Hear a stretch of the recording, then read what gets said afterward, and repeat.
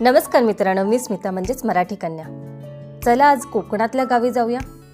येव कोकण आपलोच असा असं म्हणत कोकणात आपलं स्वागत होतं. कोकणातल्या प्रत्येक गावात मला मायेचा ओलावा कायम जाणवतो. लाल मातीच्या रस्त्याने संपूर्ण गाव पायी फिरण्यात वेगळीच मजा असते. कोकणातल्या गावात आपला वेळ कसा जातो तेच समजत नाही.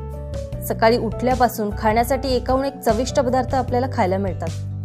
घरामागच्या बागेत सहज जरी फेरफटका मारून आलो तरी रिकाम्या हाती आपण येत नाही.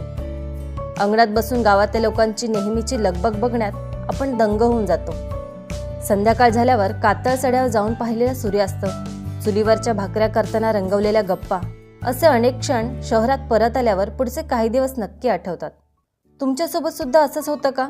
तुमच्या कोकणातील गावाचे सुंदर अनुभव कमेंटमध्ये नक्की सांगा आणि गावाचं नाव सांगायला विसरू नका. भेटूया पुढच्या व्हिडिओमध्ये. तोपर्यंत ओके, टाटा, बाय.